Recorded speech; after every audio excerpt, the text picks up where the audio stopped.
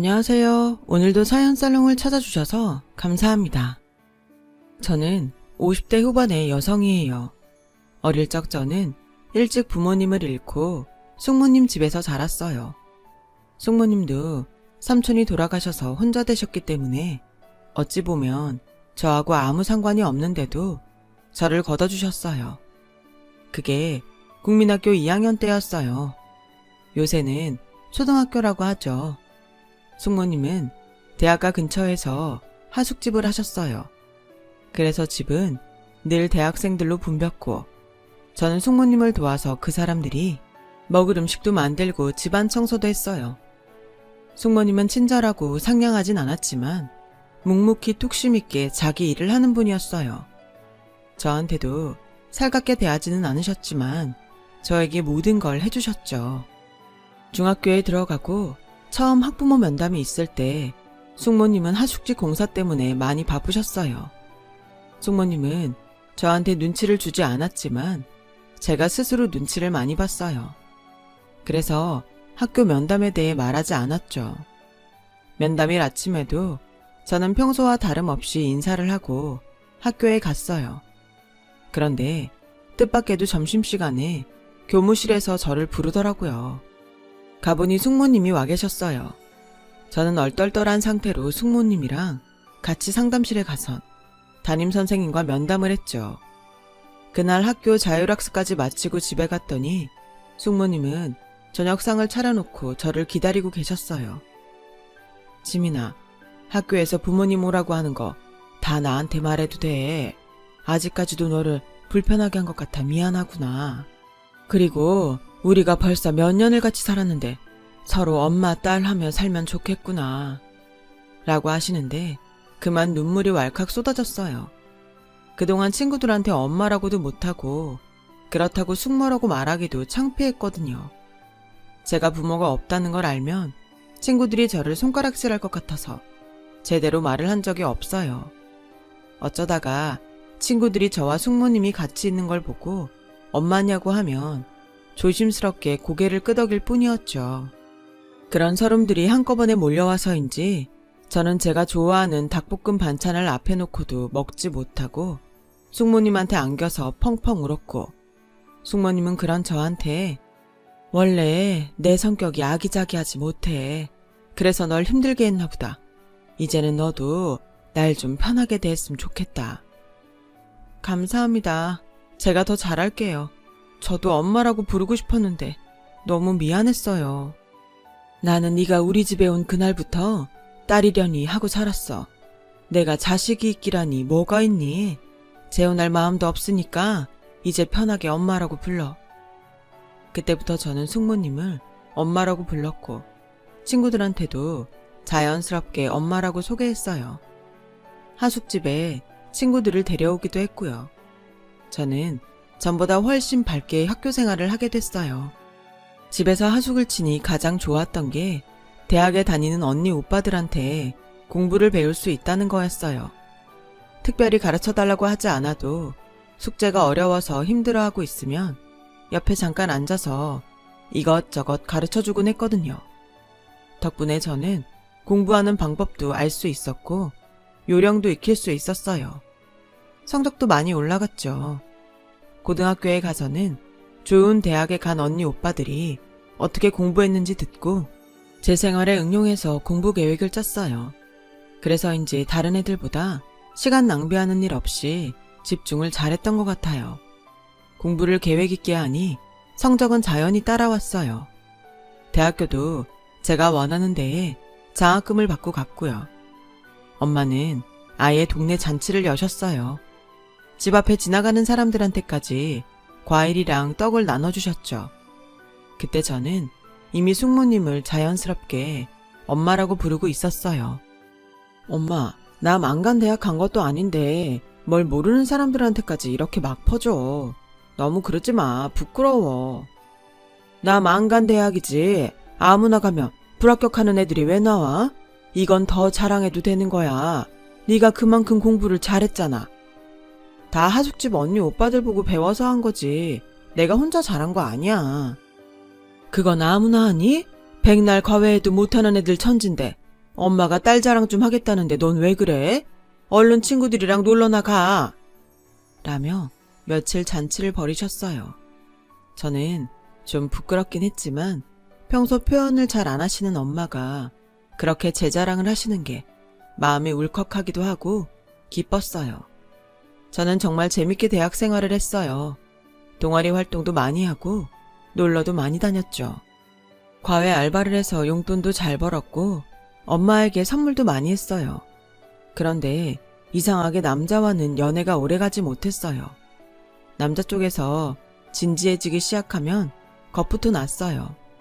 어려서 그런 것도 있겠지만 아마 제가 친부모가 없고 숙모한테 입양됐다는 게 알게 모르게 열등감으로 작용했던 것 같아요. 그러다 보니 혹시라도 이 남자하고 정말 잘 돼서 결혼 얘기라도 하게 되면 어떡하나 그런 걱정을 앞서서 하게 됐죠. 어떤 집도 절 반기지 않을 거라고 생각했거든요. 그러던 제가 학교를 졸업하고 회사를 다니면서 만나게 된 남자한테 완전히 빠지고 말았어요. 처음에는 남자가 먼저 제게 다가왔어요. 거래처 직원으로 만났는데 저에게 만나자고 했거든요. 윤지민 씨는 성격이 저랑 잘 맞는 것 같아요. 주말에 한번 보지 않을래요? 저도 그 남자가 싫지 않았고 불편하지 않았어요. 한 번 정도 만나는 것도 나쁘지 않겠다고 생각했고요. 그렇게 만난 그 사람은 예상했던 것보다 더 괜찮은 사람이었어요. 자상하고 말도 재밌게 했고 저한테 잘 맞춰줬거든요. 대학 때 만났던 사람들과는 다른 어른스러움도 좋게 느껴졌어요. 저는 그 후에 몇 번 더 그 사람을 만났고 같이 얘기를 하다가 자연스럽게 집안에 대해 말을 하게 됐어요. 남자는 제가 부모님이 일찍 돌아가시고 숙모 밑에서 자랐다는 말에도 크게 신경 쓰지 않더라고요. 사람이 살다 보면 이런 일 저런 일 있을 수 있죠. 그게 지민 씨 잘못도 아닌데 너무 위축되지 말아요. 라고 말하는데 정말 고맙더라고요. 그게 제가 빠지게 된 결정적인 이유였어요. 저와 남자는 1년 정도를 더 만났고 결국 결혼을 하기로 했죠. 제가 결혼하기로 했다는 말에 엄마는 눈물을 흘렸어요. 내가 이제야 죽어서도 니네 부모를 봐도 면목이 서겠구나. 네가 결혼 얘기를 안 해서 혹시 마음이 없나 했지. 물어보기도 뭐하고. 그런 말이 어딨어. 엄마가 이만큼 키워주신 것만도 우리 엄마 아빠 100번이라도 절해야 돼. 나는 확실해지면 말하려고 그동안 말 못한 거였어. 미안해. 미안하긴 뭐가 미안해. 잘했어. 앞으로 잘 살기만 해. 그러면 된다. 우리 지민이 기특하다. 라며 대학 합격했을 때보다 더 감격하셨어요. 시댁에는 시어머니와 결혼한 신우가 있었어요. 남자 아버지는 2년 전에 돌아가셨다고 하더라고요. 아버지가 생전에 대기업 임원이었고 모아둔 재산이 꽤 있어서 집안 형편은 꽤 넉넉하다고 들었어요. 제가 인사드리러 가서 본 시댁도 그랬고요. 네가 우리 집 와서 크게 불편할 일은 없을 거야. 어차피 남영이 누나는 미국에서 사니까 자주 못 볼 거고 나밖에 없으니까 나하고만 잘 맞춰서 살면 돼. 라며 시어머니는 저만 잘하면 된다고 몇 번이고 말씀하셨어요. 따뜻한 느낌은 아니었지만 고상하고 품위 있는 시어머니가 싫지 않았어요. 저희는 순조롭게 결혼 준비를 했고 몇 달 후 식을 올렸어요. 신혼여행을 다녀와서 처음 인사를 드리러 갔을 때 시어머니는 저희를 반갑게 맞아주셨어요. 저녁도 직접 준비하셨더라고요. 저와 남편은 시어머니가 차려주신 밥을 맛있게 먹었어요. 그런 저희를 보던 시어머니는 저한테 앞으로는 네가 이렇게 해야 된다. 니네 집 하숙 친다니까 너도 부엌 일은 많이 해봤을 거 아니니. 오늘만 특별히 내가 하는 거야. 그럼요 어머니, 당연히 제가 해야죠. 지금은 저희가 하숙 안 하는데 그래도 예전에 엄마 일 많이 도와드렸어요. 근데 너랑 사부인은 별로 안 닮은 것 같은데 돌아가신 아버지 닮았니? 라고 해서 저는 많이 당황했어요. 남편이 제 집안 사정을 미리 얘기한다고 했기 때문에 다 알고 있는 줄 알았거든요. 근데 하나도 말하지 않았던 거예요. 남편은 그제야 시어머니 눈치를 보며 엄마, 그게 사실은 지민이 부모님은 일찍 돌아가시고 지금 장모님은 원래 숙모님이래. 라는데 시어머니가 저를 보는 눈빛이 차가워지는 것 같았어요. 당시 저는 그게 제 착각일 거라고 생각했죠. 그런데 그 다음 주말부터 바로 저를 시댁일에 부른 시어머니는 저를 앉혀놓고 1시간도 넘게 그 일에 대해 따지셨어요. 내가 하숙집 딸이라고 해서 마음에 차진 않아도 남영이가 좋다는 애니까 믿어야지 했는데 어떻게 이렇게 사람을 감쪽같이 속일 수 있니? 부모 없는 고아라고 했으면 내가 어떻게든 뜯어말렸지. 아니에요, 어머니. 그이가 말씀드린다고 해서 전 다 알고 계신 줄 알았어요. 절대 속이려고 하던 게 아니에요. 듣기 싫다. 너 돌아가신 네 시아버지가 어떤 사람인 줄 아니? 회사 상무였어. 니넨 감히 쳐다도 못 볼 사람이었다고. 네가 아주 남자 어른 없는 집안이라고 우습게 알았나 본데 내가 만만하지 않다는 거 보여줄 테니까 그런 줄 알아.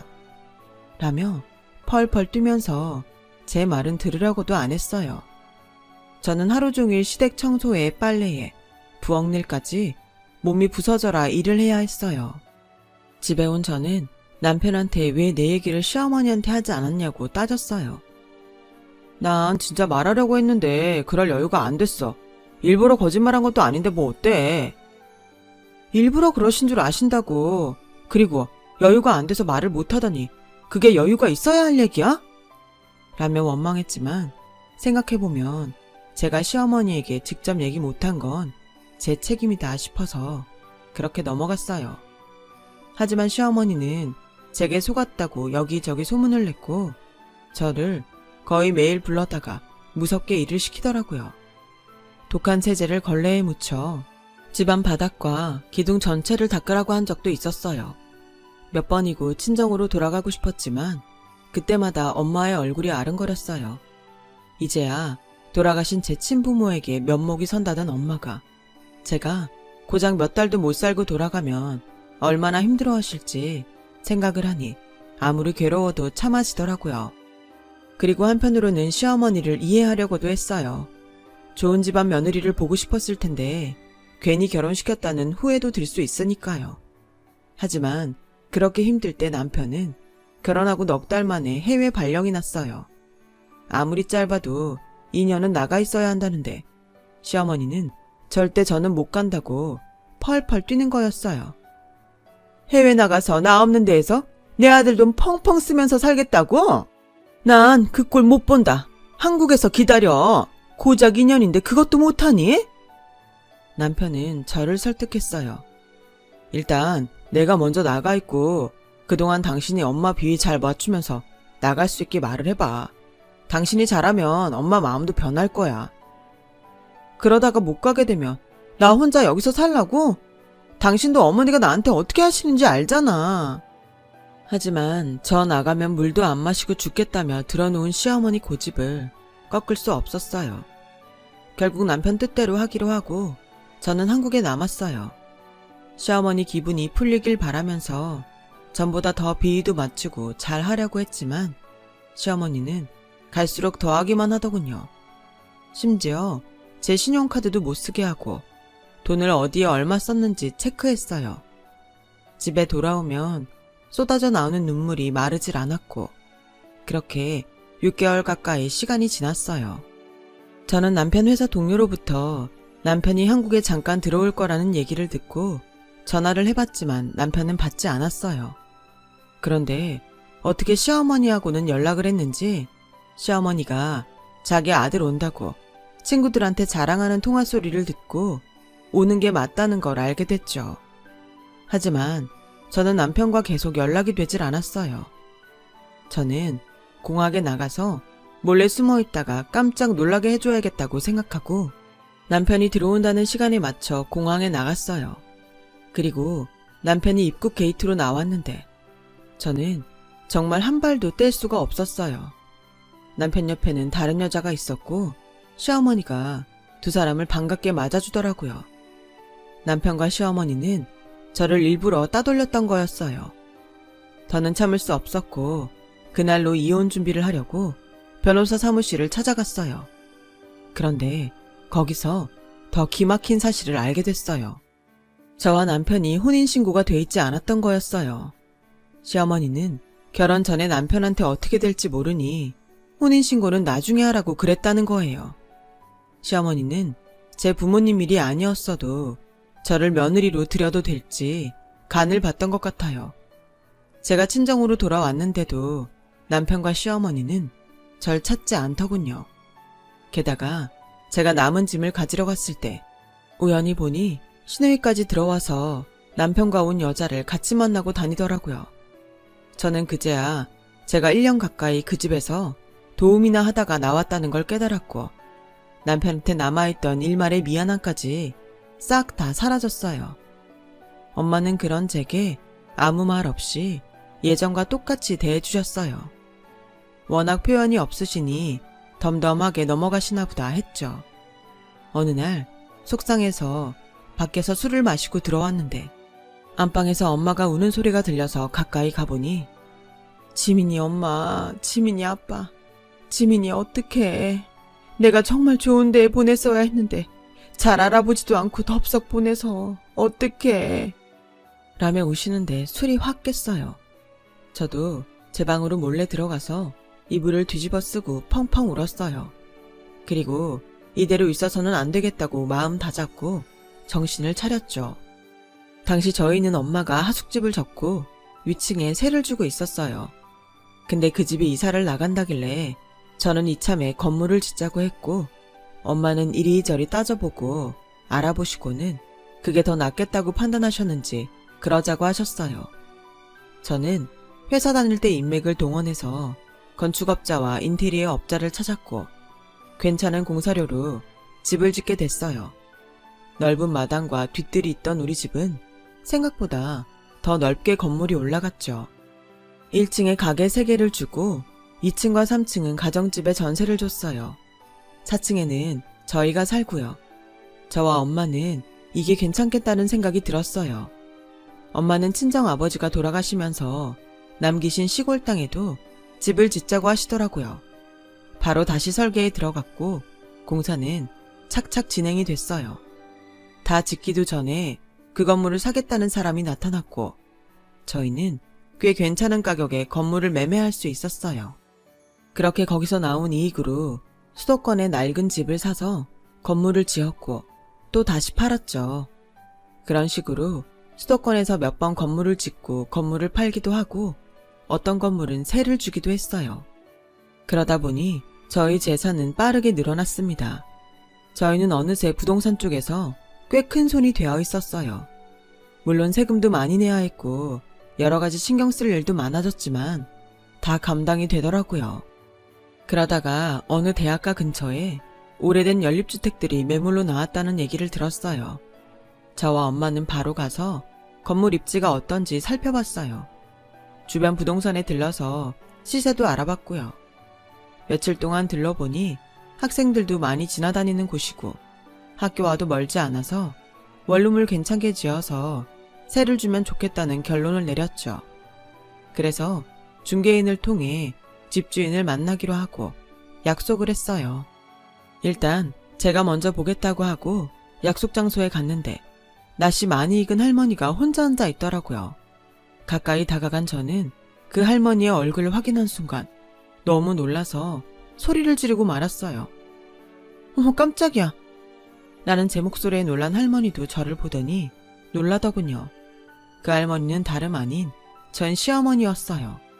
시어머니는 예전에 고상하고 당당한 모습이 아니라 살이 많이 빠져서 초췌하고 어딘가 초라하게 느껴졌어요.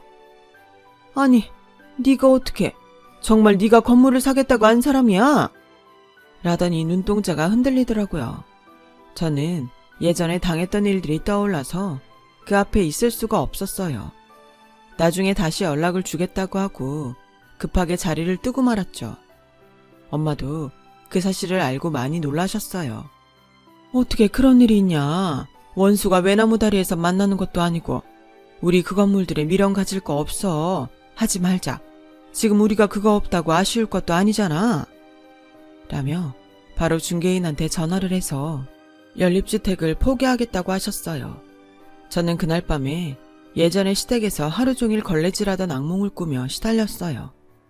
다음날 저와 엄마가 다른 건물들을 알아보려고 집을 나서는데 집 앞에 누가 서 있더니 바로 저희 앞을 가로막더군요.